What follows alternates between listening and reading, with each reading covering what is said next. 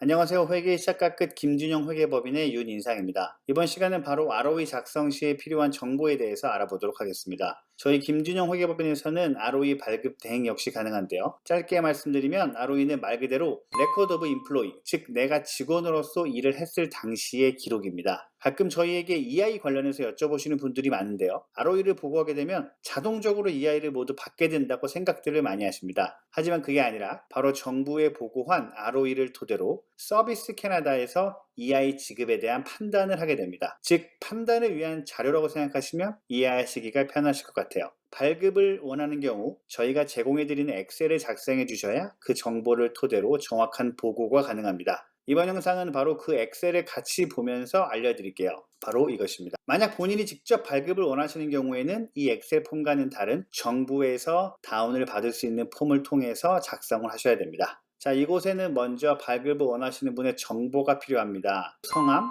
주소, 신넘버, 그만둘 당시의 직책, 급여 주기 등이 필요하고요. 이것은 본인이 최초의 근무를 시작하셨던 날짜를 적으시면 됩니다. 그리고 이것은 마지막 출근을 하셨던 날짜와 마지막 페이를 받으신 날짜를 적으시면 됩니다. 이곳은 ROE를 발급하게 되는 이유를 적으시면 되는데요. 예를 들어 해고, 다치시거나 병으로 인한 사유, 임신, 혹은 본인이 그만두시는 경우 등 여러 가지 사유가 있겠죠. 한글로 적으셔도 좋습니다. 오른쪽을 보면은 최대 급여 주기라고 표시되어 있는데요.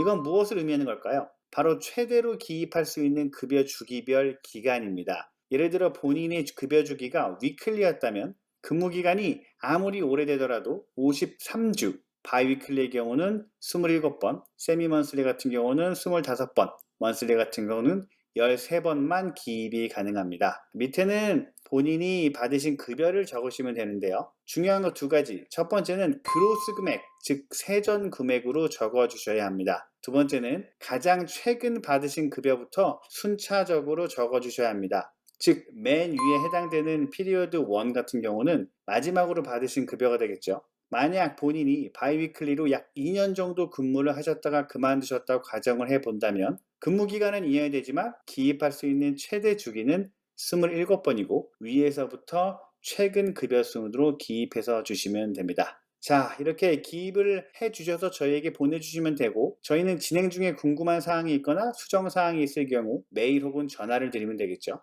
참고로 ROE는 발급 기준이 되는 직원들이 그만두셨을 경우 인플로이어께서 의무적으로 발급을 하셔야 됩니다. 데드라인 역시 있는데요. 저희 고객분들께서 대부분 해당되시는 바이위클리, 세미먼슬리 급여 주기 경우 본인이 일을 더 이상 하지 못하게 되는 날에 페이 피리어드가 끝나는 날로부터 캘린더 데이 5일 안에 발급 혹은 수령을 받아야 합니다. 예를 들어 직원이 세미먼슬리고 그만둔 날이 1월 10일이라면 페이 피리어드가 끝나는 1월 15일부터 캘린더 데이 5일 내인 1월 20일 전까지 보고를 해야 됩니다. 보고 기한을 넘기는 경우에는 페널티 혹은 불이익이 있을 수 있으니까 저희 고객분들은 놓치지 마셔야겠습니다. 자, 지금까지 저는 윤인상이었고요. 여기는 회계 시작과 끝 김준영 회계법인입니다. 감사합니다.